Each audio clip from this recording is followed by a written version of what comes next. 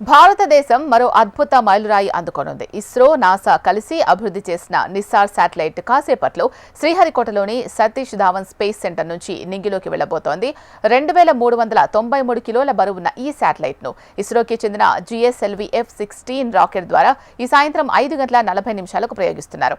743 కిలోమీటర్ల ఎత్తులో sun synchronous orbit లోకి పంపనున్నారు.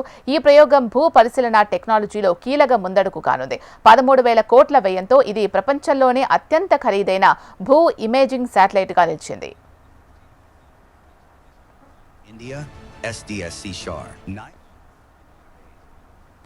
నిసార్ శాటిలైట్ అభివృద్ధిలో ఇస్రో, నాసా రెండూ కీలక పాత్రలు పోషించాయి.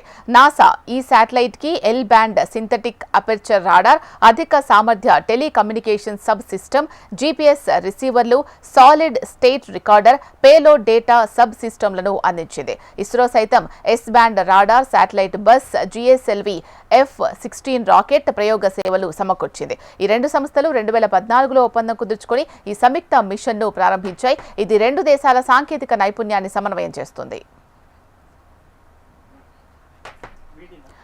నిసార్ శాటిలైట్ భూమి ఉపరితల మార్పులను సెంటీమీటర్ స్థాయిలో ఖచ్చితంగా గుర్తించగల డ్యూయల్ ఫ్రీక్వెన్సీ రాడార్ వ్యవస్థను కలిగి ఉంది. ఇది ప్రతి భూమి అణువును 12 రోజులకు ఒకసారి నిసార్ స్కాన్ చేస్తుంది. అడవులు, మైదాన ప్రాంతాలు, కొండలు, పర్వతాలు, పంటలు, జల వనరులు, మంచు ప్రాంతాలు ఇలా అన్నింటినీ జల్లెడపడుతుంది. భూమి పొరల్లో ఒక్క అంగుళం మార్పు వచ్చినా గుర్తిస్తుంది. కొండ చర్యలు విరిగిపడ్డాన్ని, భూకంపాలను, అగ్నిపర్వతాలు బద్దలవడాన్ని ముందు గుర్తించేందుకు వీలుంటుంది.